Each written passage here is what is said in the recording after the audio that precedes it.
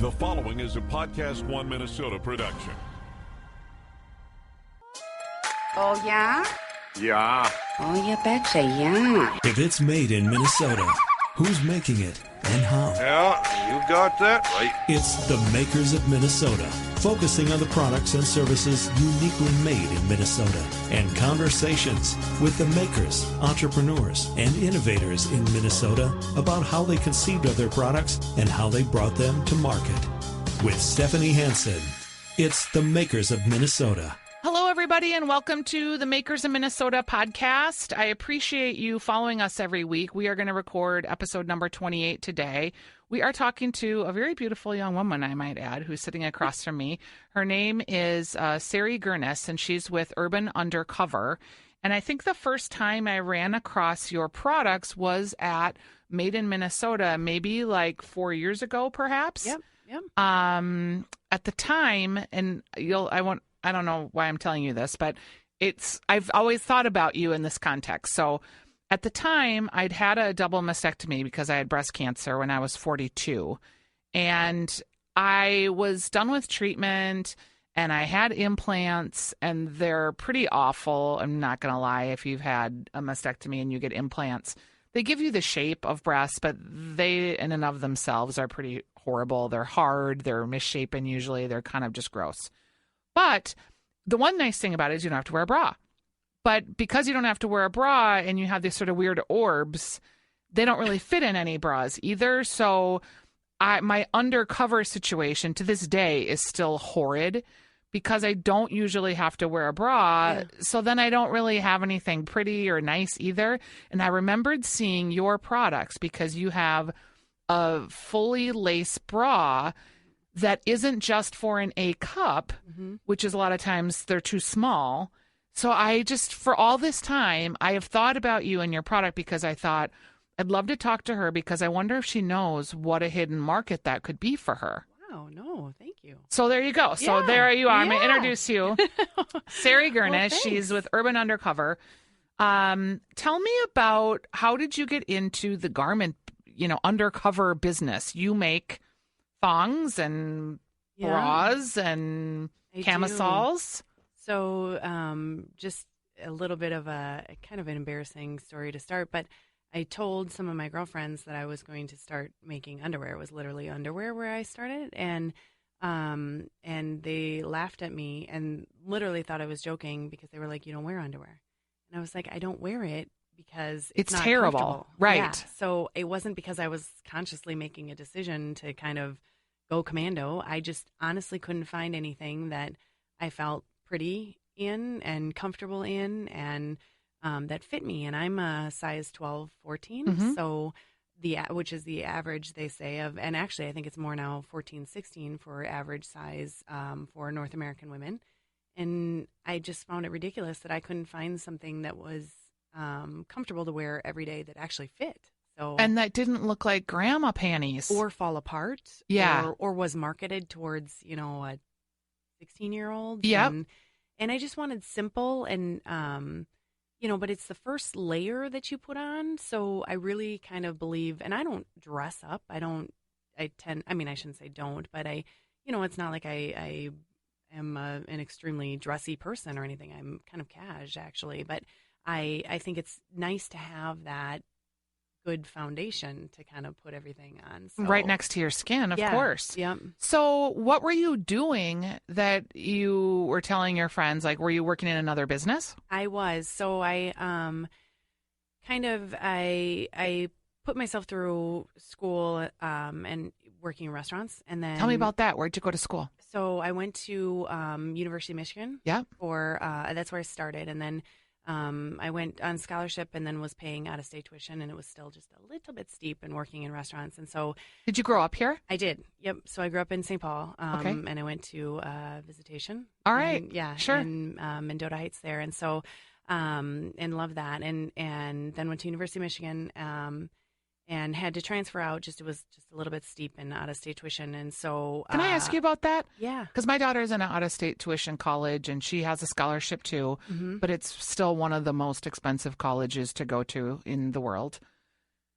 When you had to leave, did it feel like sadness for you? Like, how many years had you completed before you had to leave? 2, but I loved, and the reason I chose Michigan is it had a very, it's a big school. I mean, it's Yeah. University of Michigan, and it had all the amenities of a big school with a really small school feel. So, and it was a beautiful campus, and I just made some great friends there, and it was a tough. I mean, I could have tried to battle it out and stuff, but I was working so much. It was just a tough Yeah. thing, and I did feel I was bummed. I was really kind of Yeah. bummed, and so it kind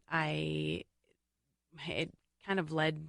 Actually, I think it really kind of was formative for what I ended up doing, though, or what I am doing now, Sure. because I ended up finishing at the University of Minnesota. Just I kind of was like, well, I'll just finish. Just get now. done, yeah. I just Yep. didn't really have my heart in it anymore, which was kind of a bummer. But and then after college, I just kind of felt like I didn't really have that full experience yet. Yes. So I told my parents I wanted to move, and they were like, okay, and they kind of knew I was always a dreamer, and I had narrowed it down to 2 places, but came home one day with a U-Haul because I'd moved back in with my parents after graduating. So I graduated, then moved out of my apartment, and then back in with my parents and was trying to figure out what to do. I was there for about 3 months maybe, and came home with a U-Haul, and they were like, where are you going? I was like, I'm moving to Texas. So And Texas is where you moved. I had heard that Austin was the live music you moved to capital Austin. Okay. of the world, and I'd never been there. I didn't know anybody there. I didn't have a job, and I just heard that if you never got off 35, you'd end up in Texas. So I packed up a U-Haul and headed south. Okay, so now you go to Austin and you're working, I'm assuming, in the restaurant business, Yep, which we yep. all love because it's given us the opportunity to do so many things. Exactly, and I did. I loved it. I made some of my greatest friends there, and was there. Actually, I loved it here too. I mean, my friends Sure. had a bet on actually how long I would be down there, and I was there for 3 years, and the only reason I left was to go back to graduate school. So I went to the Miami Ad School. Okay. So in Miami, Florida. So I left Texas, left Austin, always saying I'd be right back, and hasn't quite happened other than visiting. But I would love to go back someday. But It's changed a lot. oh, it has. Every It's time big I skyscrapers now, and it's I'm a like, lot this different. Was a parking lot. What Yeah. happened? Like everything's. So I love it, but I still want it. Like I want it to stop growing. Yeah, you have to go to Nashville, I think, for that. That's on my list. Yeah, Oh, it's great. I've And not Memphis, gone. too. So you go to Miami Ad School. Was it marketing that was interesting to you, or what were you going to study? Actually, art direction. So Okay. I wish now doing what I'm doing now, I wish it had been marketing. But it was. I've always been creative, just in terms of like. I mean, everything, like making my own cards. And Did you think you would work in an ad agency and be an art did. director? And Mhm. okay. I did, and I just so I went through Miami Ad School and had some that's a great school, and had some just fantastic opportunities with them in Amsterdam and in San Francisco and in Miami, and then I love Amsterdam too. I know I've had some. It's been fun, but the ad industry wasn't for me. It's hard. It is, and it's it just wasn't for me. Yeah. So I just decided that I was really kind of bummed because I completely thought, after years of working in a restaurant, and I graduated with a degree in Spanish and English, so I just never really knew exactly what I wanted to do, and I kind of thought once I had gotten into ad school, and I thought this is totally it. Yeah. But it wasn't. So kind of went through that really bummer, time where you're like, oh, great. I just spent more money now. Were you in your 20s or were you in your 30s by the time you had this discovery? By the time I was finished, early 30s. Okay. Yep, early 30s. So, and that's another thing, you think, okay, I'm getting older and I still don't know what I want to do, and you're like, what? I think we only give people the allowance of 20s. Yeah. And then so many people now, it's really the beginning of the 30s where they're like, wow, because everything's kind of moved out, right? Mm-hmm. So, they're just finishing up and thinking they're getting their career really started. They've done stuff, but so that's a common, I hear that a lot. And I want to tell people it's okay. It's just such a journey. And I do feel like everything that I've done has been a building block to help me do my business. So So I, definitely going to school in Miami has helped me with my business and stuff. So it wasn't necessarily that I wanted to do advertising, but I didn't even know that at the time. So I didn't set out to start a business. It was kind of in that time that I decided I didn't want to do agencies anymore. So I wasn't. And I went back to restaurants because, the kind of the fail safe. And there's part of me that really loves customer service too. So, there's kind of a fun aspect of the restaurant and stuff. So was still trying to just figure out what I wanted to do. And it was during that time that I literally was like, I just want better underwear. And so I kind of approached it very backwards, from looking at it as an overall business. Like I didn't go, okay, this is the business I want to do. This is the overall plan. This is the direction. This is everything. I just was like, I need to create better underwear. So did you start like drawing a plan? Did you go and buy material? How did you literally start making a pair of underwear? So I, at that time, and so this was now, like with the idea, I started 6.5 years ago, maybe. And the scope of business was so different. People weren't doing, small business wasn't getting the attention that it's getting now. Yep. So the resources weren't as readily available. And so I literally had no idea. I kind of was calling around people to try to figure out, because I don't know how to sew and I don't come from any sort of textile background or anything like that. So just did, call to call. And then also had an idea. What did the call sound like? Hi, I want to make some underwear. How do I do it? So I started actually with my cousin, one of my cousins who's a lawyer, but he's in insurance. And so it's different. But the reason that I was starting there is because I also had an idea with the pocket. Our underwear all fold into themselves. Okay. So that they can travel really easily. So that's where the Undercover comes from. But so I was like, oh, well, what if I patented this idea? So I kind of had two different conversations going on at the same time. So I was talking to some of my uncles and cousins about the patent idea, even though they're not patent lawyers. They're just in the legal, different aspects of the legal arena. And so I was speaking with them, and one of my cousins, it was, through a family business, said, talk to this guy. He knows about sewing, but, on different types of stuff. And he directed me to somebody else, and ended up speaking with this woman who, she lived about an hour north. And I told her what my idea was. Would you ever meet? And I drove up there to meet her. And she said she was all prepared to tell me no, like this was not, because she actually, she was the head of a sew shop at a correctional facility. Okay. So, and she was all prepared to tell me no. And then she said, we met, and she said, oh, I'll give it a try. And she was awesome. So she actually we made the patterns and everything from the pairs that we still have. They're our base pairs. She was very, very attentive to detail and awesome and stuff. So Undercover wear, this idea that they fit and go into their own pocket, was that like when people were having all of their carry-on luggage looked through and you didn't want your underwear falling out onto the conveyor belt? Is that where that idea came from? Or why did you think you needed a cute bag to put the underwear in and have it be self-contained? Because, so it kind of came twofold. Like there was an idea of the pocket, but not necessarily like to carry too many things, but you kind of just had an extra little space for something, and then the ability to fold up, they kind of meshed. And the reasoning is because I have such, like I said, I went back to restaurants, and I kind of was doing a bunch of different things and house sitting, and I basically was on the go all the time. I think very similar to a lot of women. You leave your house at whatever time in the morning, and then you go, well, I wish I made it to the gym a little more. But the gym, and then work, and then, out with your friends or whatever it is and stuff. And so I always had underwear with me. I always had clothes or something and stuff. And so I just was like, it would be really nice if they, and during that time also, it was, now there's a few more brands out there that are really trying to claim comfort and beauty and everything in underwear. But at that time, it was really actually polarizing between shapewear. Spanx was really making its name at that time. And so in that, they're great. Spanx are great, but they really have a specific function and are not comfortable for every day, all day. And then there was some great high-end, really expensive stuff, but kind of just still that missing market of, reasonably priced everyday underwear and stuff. So you get your first patterns and you meet with this person who makes them for you, and so you're on your way.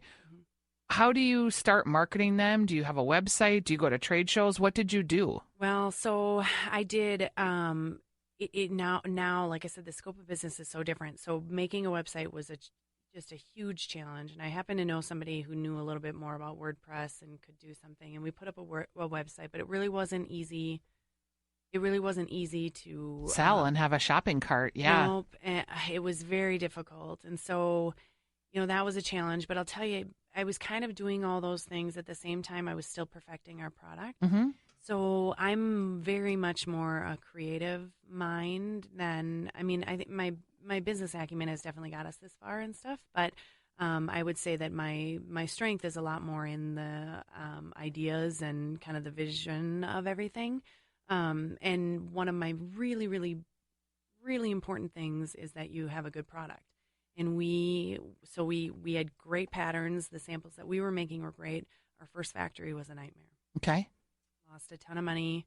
And actually, how did you get the money that you used? Friend. So you borrowed money from a friend. Yep. Wow. A great friend who. Was there a written agreement, or was it just? Yep. There was, and you would pay the money back. Yep. Upon selling your underwear. Yep. And that's a scary thing. And she's pretty amazing. And so was able to do that, but unfortunately lost a big chunk of it in two aspects. Actually, our lace. We had done testing with all the stuff that they had sent us, but then it was my bad and just kind of learning. And I didn't test so I tested the samples that they sent us, but I didn't test the batch when it came. Okay. And so the batch arrived and they didn't heat set it properly. So it actually shrunk and pilled. And so I basically had a ton of underwear that I really couldn't sell. Okay. And then the factory. Did you cry? Oh, man. Yeah, I still cry. So. And how did you did you just all of a sudden you washed it and you went, oh my gosh? Yeah. Oh, that has to feel terrible. It was just devastating. And first it was that the fit wasn't right. And okay. I thought, okay, well, maybe we can just adjust. And when we're selling to people, we just tell them they have to get a size bigger. Yep. And we couldn't go real small because they essentially did them all really big. And so, and I thought, well, that's okay if we just kind of notify people that if you're but then I wasn't okay with the quality, and that really was a huge bummer. So anyway, so I spent a lot of time still just figuring out the product, like a long time. And it always takes longer than you think. And so that was really, really important to me. And all this time I wasn't marketing it, really. I mean, I was kind of... How were you living? Restaurants and credit cards. And I mean, I'm not going to lie, I got into debt. And how much debt did you get on your credit cards? And are you paid up yet? No. Okay. No, and a lot. I think, I think I've told this maybe in one of the couple first episodes, but at one point we had $50,000 in credit card debt when we started our company. And we had agreed that we would do 25, and then it got to 50. And we did eventually get that paid off, but man. It's scary. And no, it's not all paid off just because we're finally on the right track, but it took me a really long time to get there. Because so we went through all this and I was so concerned on making a good product because I can't sell anything that I don't believe in. I just, and the whole goal was literally to make better underwear. Yeah. So I'm not going to make sort of better underwear. Yeah, so finally got that all together. And then actually what happened was I had been calling it a different name. So we actually started with a different name, and I didn't love it. And I didn't love the logo, and it didn't feel right. Things weren't working together for me in my mind. And at that time I kind of had been talking, there weren't as many women in business. I shouldn't say there weren't as many women in business, but I didn't know of as many. You weren't networked. Nope. And so at that time I'd been talking to a lot more males and really kept pushing me into the lingerie. They're like, oh, underwear, this is great. Go. Yep. And I'm not lingerie. I don't, are, really at the base of our, kind of the whole platform that we stand on is, we have an adventure vibe and on the go, like I said, you throw them in your bag and you go, but really, the thing that I really believe the most in is that you have to feel good and then everything else, comes. But if you don't feel good, then you're going to have a much harder time with everything else. So, the underwear, I was really important to me that they felt good and everything. And lingerie to me is really, there's a purpose for it and stuff. But I like if people are going to spend their money to get, more wear out of it and stuff. So I just couldn't go in the lingerie. And our logo at that time was real frilly. It just didn't work with me anymore. Yep. So then rebranded, and that was a year and a half, almost 2 years ago, maybe. And so then now we have everything together, and now I need our marketing. So now I'm like, okay, now.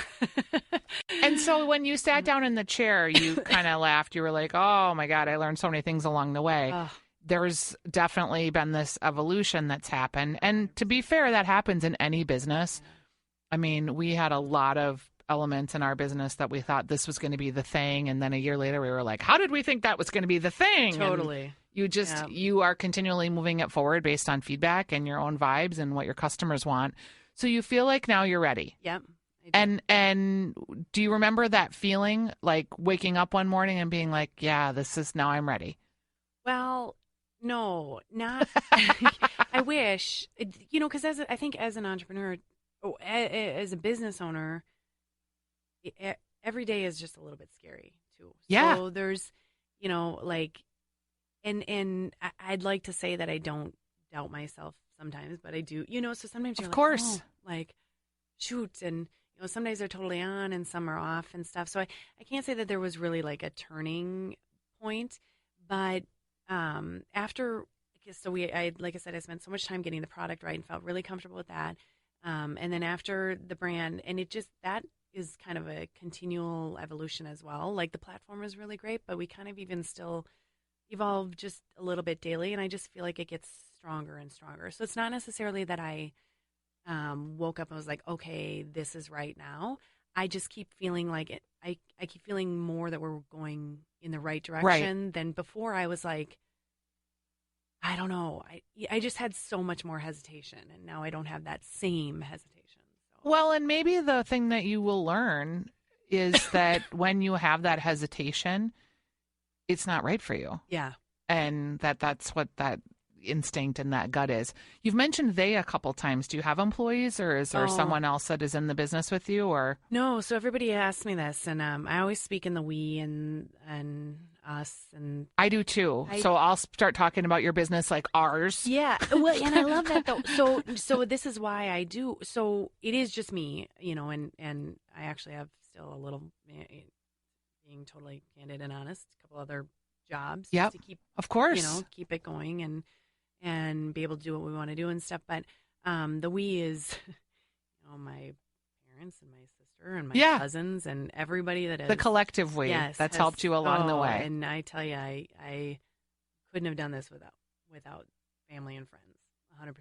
And so you're working your other job still. You're trying to kind of get all this going. About what percentage of your time do you spend on your business at this point? Well, a little bit more now because I lost a full-time job in December. So, a little bit more now, but I mean, it's kind of funny. I mean, it's hard to say what percentage of my time because it is me. Yeah. So it's hard to say, like, I don't ever feel like I'm not like working. You punch out and go home. Yeah, I get that. But I don't, but that sounds terrible to people who actually, like, I'm lucky to have found a passion that I really like and believe in, and like, because it's just part of me. So I feel like I'm always working. Yeah, Things are I always, get that. But we just moved into a new office space, which is awesome. So, and I share that with another girl. So I'd always do that, go there. I mean, I'm still, I don't know what time, but all weekends and do you find that going to an office is important to you? I do. I have found that too. Yeah. I always had a office, and then when we sold our business, I didn't. And then I got an office and people were like, well, what are you doing there? I was like, I don't know, but I know. I go there every day. And, Yeah. I've got all these projects now, but some days I don't know, I just stare at my computer and It just is. It's a different. You're in a different. I mean, I thought because I had an office and then I got out of it to save Yep. some money and then we just moved in literally like 2 weeks ago and already I can tell a difference. it feels like you're going to work. It does. Yeah. And it just, it's not that I didn't obviously take everything seriously and everything before. I mean, I 100% did, but there's just a different. Yeah, I totally hear what you're saying on and that. I lucked out. We're in a great place in Northeast. Yep.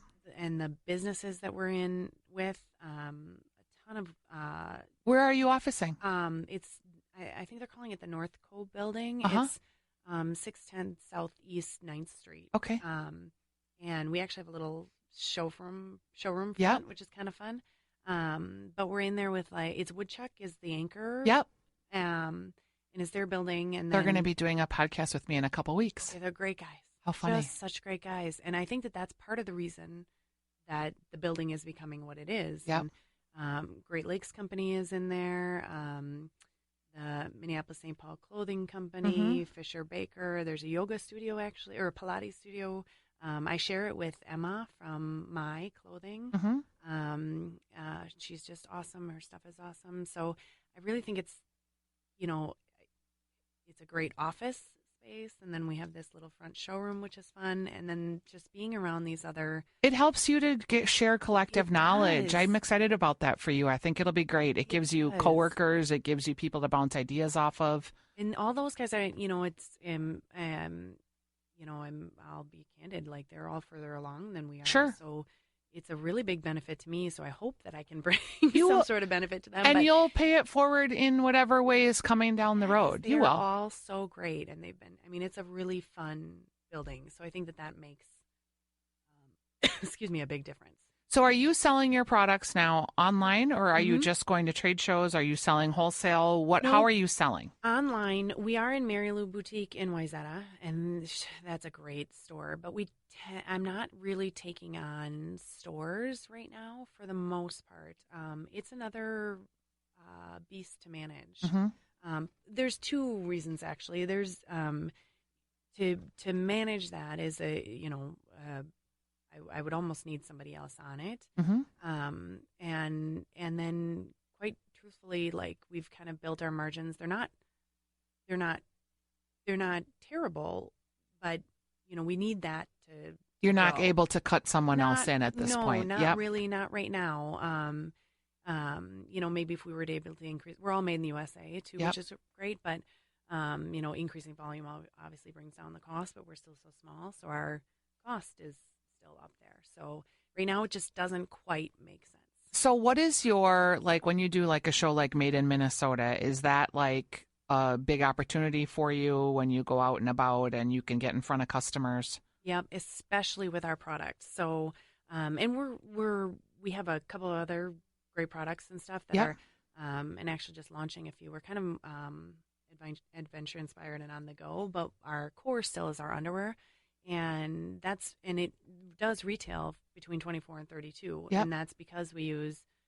I told you all the lace nightmares. We went to Italy, or I didn't. I wish I did, but on a company based in Italy, and we use an Italian lace that's amazing, but it's expensive. Yep. But then they last. Yep. And our fabric comes from California and stuff. But people want to still. So we're right in line with a lot of our competitors, boutique kind of brands and stuff, as far as price. But some people, especially I think, this isn't a bad thing, but it's just I find in Minnesota, aren't necessarily used to paying that for underwear. So. Yeah. Really want to see and touch and feel. So, we have both these great benefits, the fit and the feel, which is the primary, and then the ability to take them with you, so travel or just to have an extra pair at work in case anything happens or whatever. You mentioned the adventure kind of on the go lifestyle and that you're creating other products. Are you creating other things besides underwear now? Oh, yeah. Yeah. Like, tell me about that. So we, when I kind of had to stop and think about who we were and what we were, and, and whether this is right or wrong, I don't know, but I'm basing kind of our consumer a lot on someone like me. You know, it's an urban woman who, you know, might have 6 jobs or might just go from job to job or place to place. Yep. Or, you know, so it's kind of, but then also this love of travel. So whether you can or you can't, because there's a long time there where I couldn't travel, just starting a business doesn't quite lend offer itself that. to Yes, travel. all that disposable income. So, but I've always had this wanderlust kind of, you know, adventure in me and stuff. So that's really the direction and since our underwear are portable, they can easily go and stuff. That's really the direction that we're going. So I actually just this week we're releasing an adventure bag. It's a crossbody bag that is great for city travel. So when you're on the go, it's extremely sturdy, but then it'll pack, you know, easily a scarf and kind of all those things when you're out for the whole day, a guidebook or something. This actually is something that's coming out. It's like I was looking at what you're wearing. That's so funny you said that. It's kind of like it's a very tight sleeve, but then like a cardigan, but it's long and flowy, and it looked like you could make it like a scarf. It's like a travel wrap. So yeah, it's I just cute. got it back from our pattern designer, so I'm testing it, and I want to see how it washes and wears. I And like everything. it. Thanks. And it It actually looks is, like my shirt, but mine's a shirt and not a. and it can be worn 5 different ways. So that's the other thing that I'm really a big believer in is that less is more. So if you can have great staple pieces that function, you know, for multi-purposes or Like the skirt that turns into the bathing suit cover-up that turns into the dress. Yep. Like all and that. So it's like, you know, and even though our underwear don't necessarily function as something else, they're the ability that you can travel with them kind of and adds just wash this them in the extra. sink and Yep, and you can go. So I kind of believe in really good staple pieces.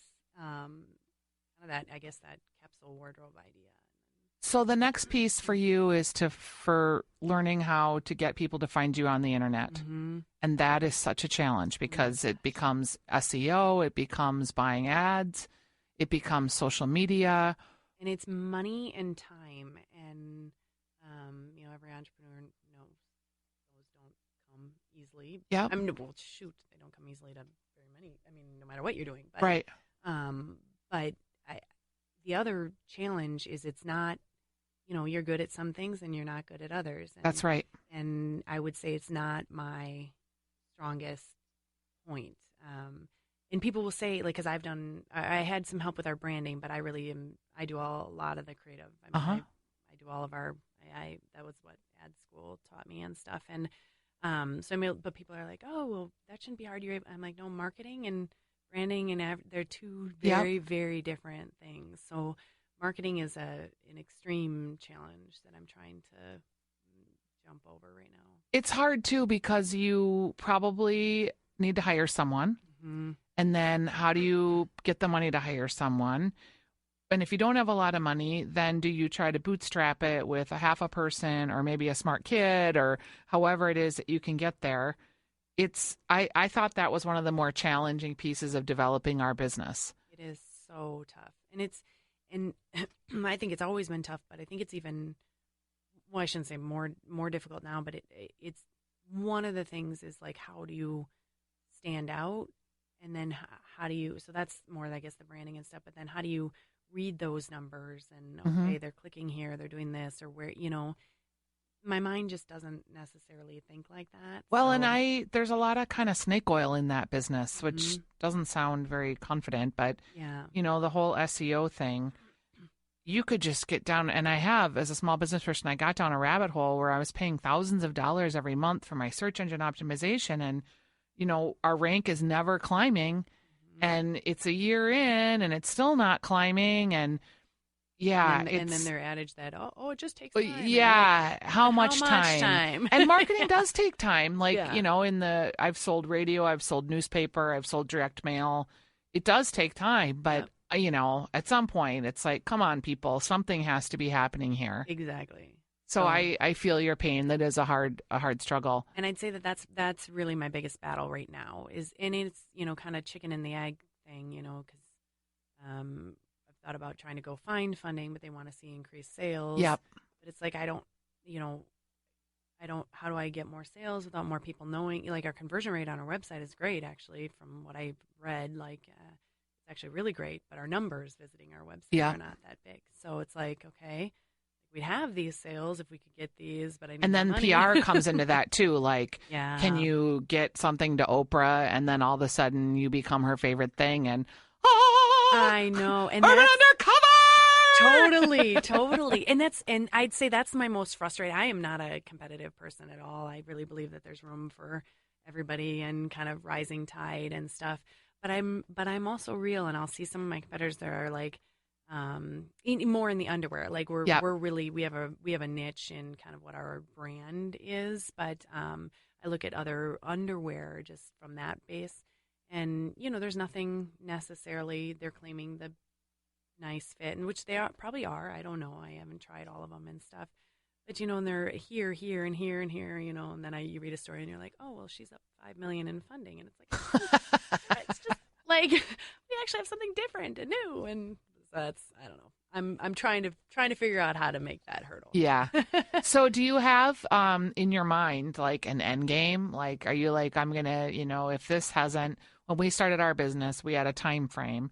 We were like, if we're not able to sustain ourselves by this time frame, then we're going to cut the cord. Of course, we didn't when we got there, but that was sort of our mindset as we started. Do you have thoughts like that, or do you just keep going day to day? And I just keep going day to day because I want to. I don't know how to. I mean, eventually, I would love to really build this with a strong team. So like, I actually would love that other half of me, almost somebody who is more of a CEO than me. Mm-hmm. I mean, I'm more of a, like I said, visionary and kind of creative, and I'd really love a number. So I really do want to build it and with a team, and eventually probably sell it to somebody that would take the same vision and stuff. But I don't know how to.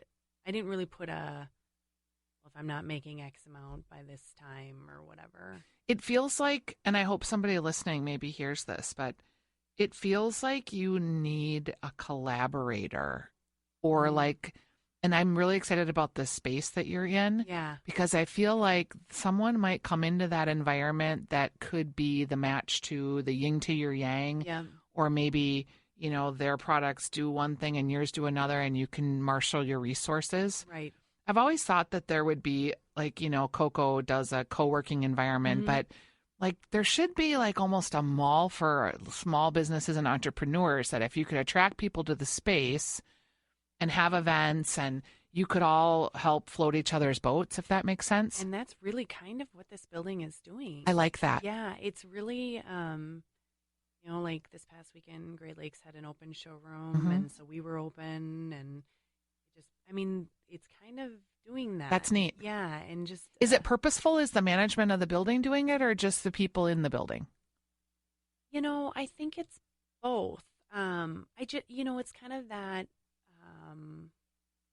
You put out that good energy. Yeah, and you're there for a reason. Yeah, I'm convinced. And it attracts that. Yeah. So I was really intrigued by what these guys are all doing. Yep. And the socialites there in the middle of that building. Yep. And so it's you want to be around that. So I think it's I think it's maybe purposeful as much as it is just what's happening. Yeah, it's the karma of maybe you're just supposed to be there at the right time.